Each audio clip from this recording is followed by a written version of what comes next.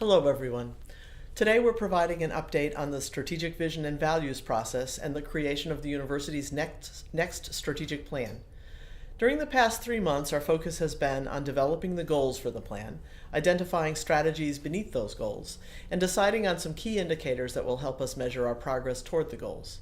We've held open forums at the University of Maine and at the University of Maine at Machias, as well as several pop-up sessions, including a graduate education summit and a researcher community partnership summit.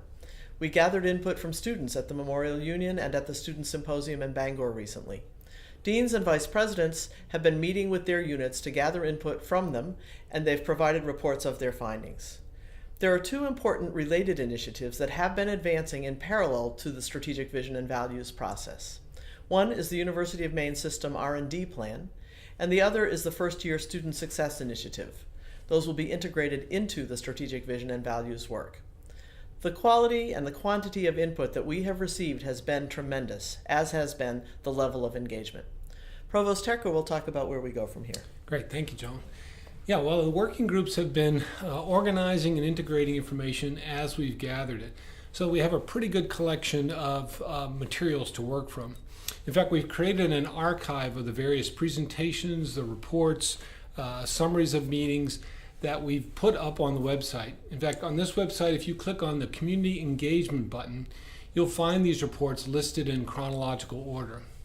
And the work that we're at right now involves integrating the information we've collected. We're going to try to derive broader themes and extract the broad goals that encompass the sub-goals that we've heard about from the many wonderful ideas that people have shared. Similarly, we'll be looking at the different strategies that people have suggested on how we move toward our goals and organizing those into categories and extracting broader themes. Now, much of this work is going to be done by a core working group that's been meeting throughout the year. But what we'll do is we'll share drafts of this work and out with the university community, and we'll be asking for your feedback over the coming months. Now, here are some key dates that are coming right up.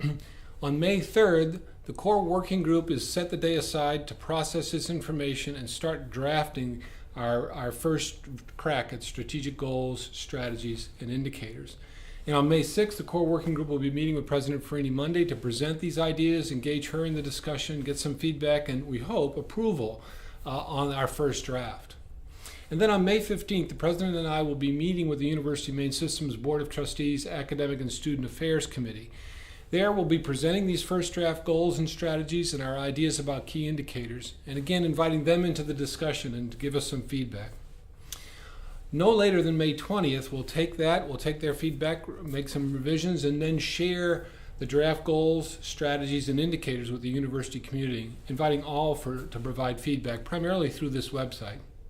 Finally, on May 31st, the Strategic Vision and Values Steering Committee, which includes members from the Alumni Association, the Foundation, students, faculty, staff, administrators, will review all of the feedback we received as well as these drafts and start to develop the first ideas about our implementation plan.